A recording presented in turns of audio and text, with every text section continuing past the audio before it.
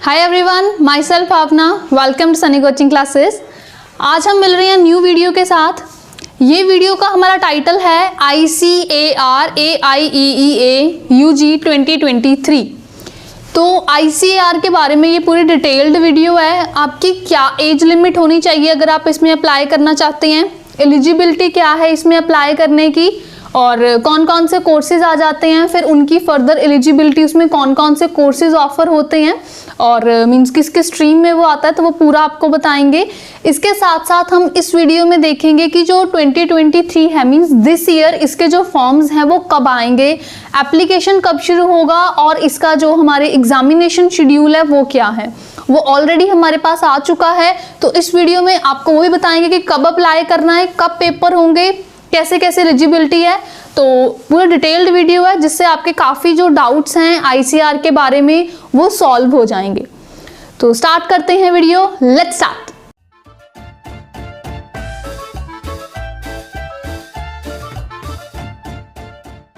तो सबसे पहले जान लेते हैं ICAR क्या है, Indian council for agricultural research.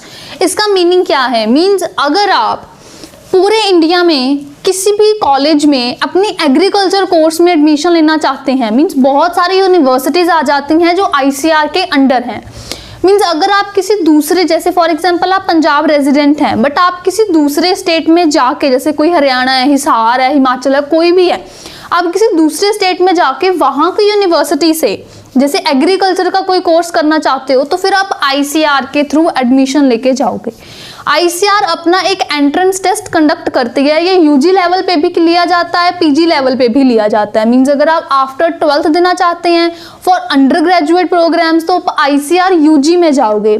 अगर आप आफ्टर ग्रेजुएशन पोस्ट ग्रेजुएशन में जाना चाहते हैं, मींस PG कोर्स के लिए जाना चाहते हैं, तो फिर आप ICAR PG का एग्जाम दोगे।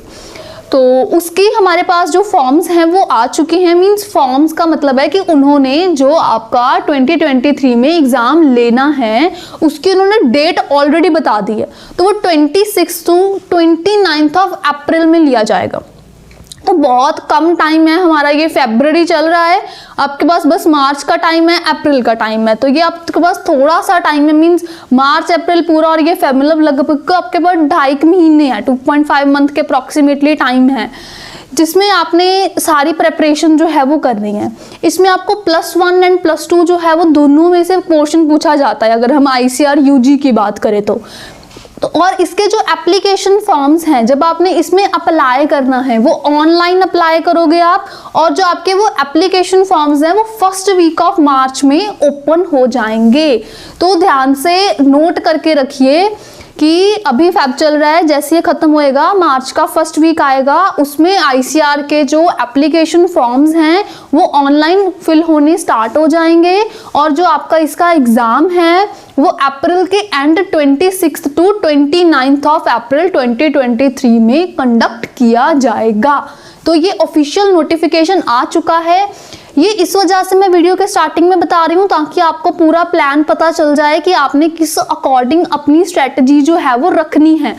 अगर आप आइडियल स्ट्रेटजी को फॉलो करोगे तभी आप गुड जो अपने मार्क्स हैं, जो रैंक है वो सिक्योर कर पाओगे और अपनी डिज़ायरेबल जो यूनिवर्सिटी है उसमें जा पाओगे। अगर आप कोई पंजाब से नहीं हो, किसी दूसरी स्टेट से हो और आप पंजाब में, जैसे PAU है, पंजाब एग्रीकल्चर यूनिवर्सिटी है, आप PAU में किसी कोर्स में एडमिशन लेना चाहते हो, जैसे मान लो BSc एग्रीकल्चर में जाना चाहते हो, ऐसे बहुत सारे प्रोग्राम्स हैं उसमें जाना चाहते हो, तो फिर आप अदर स्टेट्स वाले पंजाब में आके पंजाब की यूनिवर्सिटी में पढ़ सकते हैं ICAR के थ्रू। मींस अगर आप पंजाब से नहीं हैं, किसी दूसरी स्टेट से हैं और आप PAU में अपनी एडमिशन लेना चाहते हैं, यहाँ से अपना कोर्स करना चाहते हैं, तो आप ICAR का एग्ज़ाम क्वालिफाई करोगे। अगर आप क्वालिफाई करोगे, आपका अच्छा उसमें रैंक मार्क्स आएंगे, only then you will be admitted to PAU, otherwise आपको वहाँ पे एडमिशन नहीं मिलेगी। तो ये याद रखो, ध्यान में रखो कि बस आपने दूसरी स्टेट्स में जाके जब कुछ कोर्स करना है, मीन्स आप through out the nation India में किसी भी उसमें जाना चाहते हो जो ICAR के अंडर यूनिवर्सिटी आती है, तो आप इसके थ्रू जाओगे। राइट, सेम स्टेट में ही रह के अगर एडमिशन लेनी होती है तो उसका क्राइटेरिया थोड़ा सा डिफर करता है, उसमें स्टेट एग्जाम्स के थ्रू आप एलिजिबल हो जाते हो, बट अगर दूसरी स्टेट में जाना है तो फिर आप ICAR के थ्रू ही जा सकते हो। तो ये एक बहुत इंपॉर्टेंट हमारा एग्जाम है। जो आपने क्वालिफाई करना है, जिसके जो फॉर्म्स हैं वो फर्स्ट वीक ऑफ मार्च में आएंगे और जो इसके एग्जामिनेशन है वो आपका 26 टू 29 ऑफ अप्रैल 2023 में लिया जाएगा। तो अपना माइंड सेट कर लो, गोल पूरा अपना बना लो कि इतना टाइम है और ये वाले मार्क्स मैंने इतने अच्छे लेने हैं तभी मुझे वो मिलेगा। अब इसकी एग्जाम ड्यूरेशन क्या है, 2 hours and 30 minutes। 2 hours and 30 minutes इसमें आपको प्रोवाइड किए जाएंगे। आप कौन से सब्जेक्ट कॉम्बिनेशन से हो उसके अकॉर्डिंगली आपको एग्जाम में पैटर्न देखने को मिलेगा। मींस आपने पहले क्या पढ़ा है, आप फिजिक्स केमिस्ट्री बायो बैकग्राउंड से हो, फिजिक्स केमिस्ट्री एग्रीकल्चर बैकग्राउंड से हो या फिजिक्स केमिस्ट्री मैथ से हो, आपने मीन्स क्या ऑप्ट किया हुआ है, फिजिक्स केमिस्ट्री के साथ मैथ्स है, एग्रीकल्चर है, बायो है या कोई और चीज़ है, उसके अकॉर्डिंगली फिर आपको एग्जाम जो है वो आएगा। मींस क्या चीज़ें आपने ऑलरेडी ऑप्ट करी हैं, आगे क्या करना चाहते हो वैसा ही आपको एग्जाम में देखने को मिलेगा। जो ड्यूरेशन है एग्जाम की वो 2 hours and 30 minutes की रहेगी। फिर इसमें जो आपकी नेशनैलिटी है वो क्या है, वो आप इंडियन होने चाहिए, आपके पास आधार कार्ड होना चाहिए, एक्सेप्ट कुछ है कि ये मतलब ये स्टेट्स के लिए नहीं होना चाहिए, मतलब बेसिक आपके पास आधार कार्ड होना चाहिए। बाकी एक बार आप ऑफिशियल गाइडलाइंस जो है वो फॉलो कर लेना। वैसे भी जब आप अप्लाई करोगे तो उसमें आप ये सारी चीज़ें चेक करके ही करोगे, राइट। तो एज लिमिट जो है वो आपकी इसमें आ जाती है कि 16 ईयर्स ऑन 31 अगस्त 2023। तो 16 ईयर्स के अबाउट आपकी एज होनी चाहिए। अगर मैं सिर्फ ICAR UG को टारगेट कर रही हूँ जी, आफ्टर 12th जो आपने ग्रेजुएशन करनी है ना ICAR UG के थ्रू, मैं उसकी बात कर रही हूँ कि उसमें आपकी एज लिमिट 16 ईयर्स होनी चाहिए। और जो एलिजिबिलिटी है वो आपने 12th करी होनी चाहिए। 12th में आपने जो मीन्स रिकॉग्नाइज्ड बोर्ड या यूनिवर्सिटी से करी हो, मीन्स अच्छे वाले बोर्ड से होनी चाहिए। और उसमें आपके 50% मार्क्स जो हैं वो एटलीस्ट होने चाहिए। और ये मीन्स जनरल के लिए, बाकी रिजर्वेशन के लिए विनो कुछ रिलैक्सेशन होता है, जैसे 40% SC ST और PC के लिए हमारे पास आ जाता है। तो मीन्स +2 करियो, सब्जेक्ट कॉम्बिनेशंस आप चेक करोगे अपने कोर्स के अकॉर्डिंगली। मैं यहाँ पे नहीं बोल रही कि आपने यही किया होगा, बिकॉज बहुत कोर्सेज हैं, हर कोर्सेज के लिए अलग अलग एलिजिबिलिटी है, वो मैं बता दूंगी। मैं इन जनरल फिलहाल बता रही हूँ कि आपने 10+2 करी हो और 10+2 और इक्विवेलेंट करा हो, रिकॉग्नाइज्ड बोर्ड से करा हो, 50% एटलीस्ट मार्क्स होने चाहिए जनरल कैटेगरी वालों के। और SC ST अगर कोई ऐसे रिजर्वेशन है तो उसके लिए हमें मेंशन है कि 40% तो एटलीस्ट होने ही चाहिए। नेशनैलिटी इंडियन होनी चाहिए, एज लिमिट हमने कर लिया, एलिजिबिलिटी हमने कर लिया, तो ये चीज़ें हमारे पास होनी चाहिए। अब हम देख लेते हैं कुछ और पॉइंट्स इसी के बारे में। तो अभी पहले हम इसका एग्जाम पैटर्न देख लेते हैं, क्योंकि कईयों को कंफ्यूजन होती है कि कैसे क्वेश्चंस आएंगे, कैसे पेपर होएगा। तो पहले तो ये कंप्यूटर बेस्ड टेस्ट है, कंप्यूटर में आपको इसका टेस्ट जो है वो लिया जाएगा। फिर दूसरी चीज़, इसमें मल्टीपल चॉइस क्वेश्चन जिसको हम MCQs बोल देते हैं, वो आपको इसमें पूछे जाएंगे। 150 टोटल नंबर ऑफ क्वेश्चंस आपको इसमें देखने को मिलेंगे।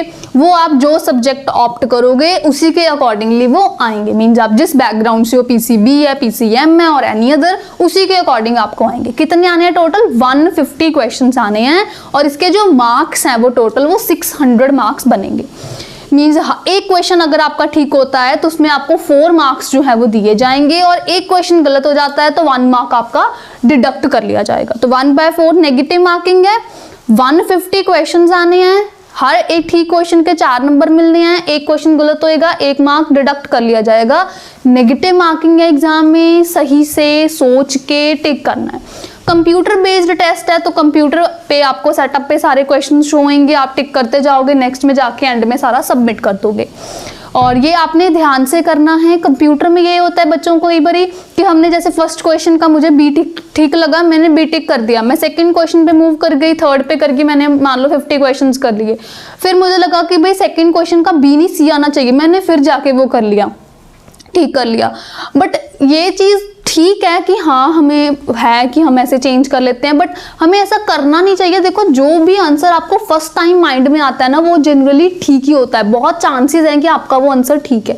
तो आई विल सजेस्ट कि एक बार जो आंसर आप टिक कर चुके हो, लेट इट बी, छोड़ दो उसे, आगे चलो।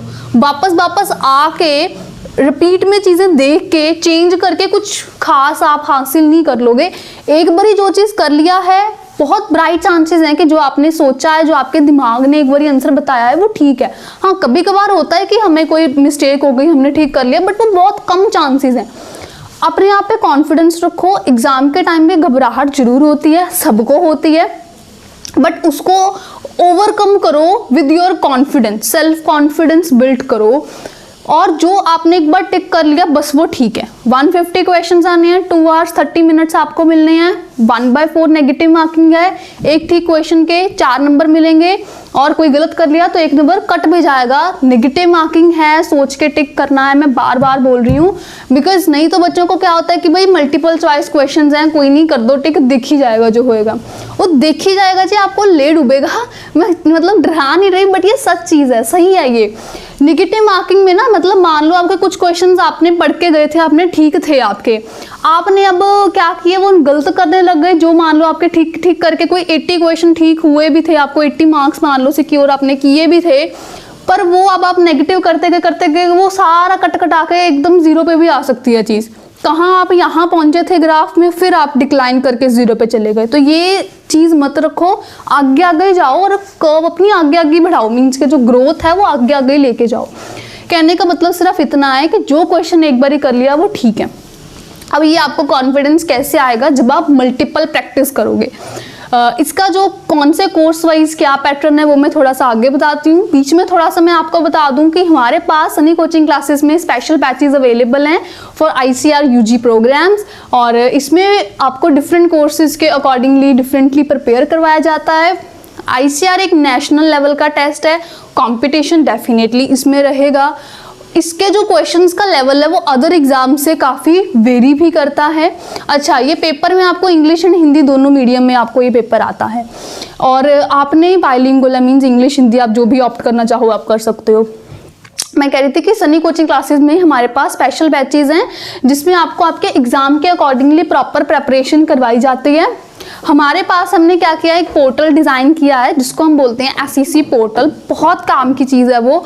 उसमें हमारे पास क्या होता है कि आपको बिल्कुल वैसे ही क्वेश्चंस करवाए जाते हैं, वैसी प्रैक्टिस करवाई जाती है जैसे आपको एग्जाम में आते हैं। तो आपको क्या होता है, स्क्रीन पे मीन्स ऑनलाइन उसके प्रैक्टिस करनी आ जाती है, जिससे आप क्वेश्चन पेपर जब आपको वाकई में मिलेगा, मीन्स डिजिटलाइज मिलेगा ना, CBT पेपर है क्योंकि कंप्यूटर बेस्ड है, तो आपको डर नहीं लगता। आपको पहले से आदत पड़ी होती है कि हम तो जी ये करते रहते हैं, हमारा तो रोज का काम है, हम वैसे वैसे कर लेते हैं।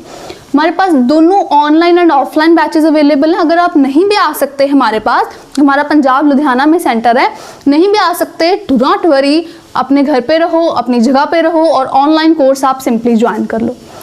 आपको स्पेशल टीचर्स करवाएंगे, स्पेशल कोर्सेज के अकॉर्डिंग प्रेपरेशन करवाएंगे। पहले सारे चैप्टर की थ्योरी लाइव क्लासेस में करवाई जाएगी, जैसे हम ऑनलाइन की बात करें तो क्वेश्चंस करवाए जाएंगे, एंड पे फुल सिलेबस के क्वेश्चंस होंगे जिसको हम मॉक टेस्ट कहते हैं। इस तरीके से हमारी प्रेपरेशन चलेगी। वीकली आपका इसमें टेस्ट भी लिया जाता है, हर मंडे जैसे हमारा टेस्ट होता है, जो भी हमने पिछले वीक कवर किया रेगुलरली हमें क्लासेस में करवाया जाता है। जैसे जैसे हमारा एग्जाम पास आता जाएगा वैसे वैसे जो है वो आपके जो एक्स्ट्रा क्लासेस जो है, इवन सुपर एक्स्ट्रा क्लासेस भी कंडक्ट करी जाती हैं, जिससे कि आपको और टाइम हम ज़्यादा से ज़्यादा देने की कोशिश करते हैं ताकि आप गुड जो अपनी यूनिवर्सिटी है, जो डिज़ायर्ड आपका कोर्स है, आप उसमें पहुंच जाओ। आपसे ज़्यादा हमें टेंशन होती है कि आपने हमें ज्वाइन किया, अब हम आपको कैसे आपकी डिज़ायर्ड मंजिल तक पहुँचाएँ, राइट। तो इसमें बिल्कुल एक्सपर्ट टीचर्स स्पेसिफिक में एकदम क्विक मैनर में आपको प्रेपरेशन करवाते हैं। बहुत सारे टिप्स एंड ट्रिक्स की हेल्प से आपको करवाया जाता है, कैसे पढ़ना है वो वे बताया जाता है। इवन जो आपको ना कि एग्जाम तक बल्कि एग्जाम के बाद भी आपको गाइडेंस प्रोवाइड की जाती है, कौन सा कोर्स लेना चाहिए, इसके क्या फ़ायदे नुकसान है, दूसरा कोर्स कौन सा है। मीन्स बिल्कुल जो आपको गाइडेंस है ना कि सिर्फ एकेडमिक हमारी पढ़ाई की, बल्कि अदर जो चीज़ें हैं उनकी भी प्रॉपर आपको गाइडेंस जो है वो टाइम टू टाइम प्रोवाइड करी जाती है। स्टूडेंट के पास अपने टीचर का व्हाट्सएप कॉन्टैक्ट होता है, आप कभी भी अपने टीचर को कॉल कर सकते हो, व्हाट्सएप कर सकते हो, जिससे आपके डाउट्स जो हैं वो साथ के साथ सॉल्व करवाए जाते हैं। आपको पता है अप्रैल आ गया जी, फेब चल रहा है, अप्रैल आ गया, अप्रैल को कोई ज़्यादा टाइम नहीं बचा है, बहुत कम है हमारे पास टाइम। तो वैसे ही आपको एग्जाम से पहले सारा सिलेबस करवाया जाएगा, +1 +2 दोनों का, हर एक चीज़ आपको करवाई जाएगी। आपके एग्जाम के अकॉर्डिंग जो चीज़ें इंपॉर्टेंट हैं वो पहले करवाई जाएंगी, जैसे जैसे वेटेज कम है वैसे वैसे हम टाइम जो है वो डिवाइड करते रहते हैं। स्टूडेंट के लिए भी टाइम टेबल सजेस्ट किया जाता है कि आप इतना टाइम दो इस सब्जेक्ट को, ऐसे पढ़ो, तो वो सारी गाइडेंस आपको मिल जाती है। अगर आप हमें ज्वाइन करना चाहते हैं तो डिस्प्ले नंबर पर कांटेक्ट कर सकते हैं। कोई डाउट है तो नीचे कमेंट बॉक्स में पूछ लेते हैं। अभी हम देख लेते हैं जो हमारे बाकी के पॉइंट्स पड़े थे, तो देख लेते हैं वो भी। तो अब हम देख लेते हैं कुछ कोर्सेज की डिटेल। इसमें हमें एक तो कोर्स दिया गया है, सेकंड चीज हमें दी गई है subjects to be attempted in the entrance examination, means entrance exam में आपको ये वाले सब्जेक्ट्स आएंगे, and candidates which subjects which the candidate must have passed in the 10+2 examination, means course है कौन सा सब्जेक्ट आपको आपके एग्जाम में आएगा और कौन सा आप आपने अपनी 12th में पढ़ा हो। तो देखो जी, सब्जेक्ट है जैसे कोर्स है हमारे पास बीएससी ऑनर्स हॉर्टिकल्चर का, इसमें जो आपने एंट्रेंस एग्जाम में आपको आएगा वो पीसीबी है, पीसीएम है, पीसीए है या एबीसी है। पी फिजिक्स है, सी केमिस्ट्री है, बी बायोलॉजी है, ए एग्रीकल्चर है। और जो आपने 10+2 में किया है वो आपने पीसीबी किया हो, पीसीएमबी किया हो या पीसीएम किया हो या इंटर एग्रीकल्चर किया हो।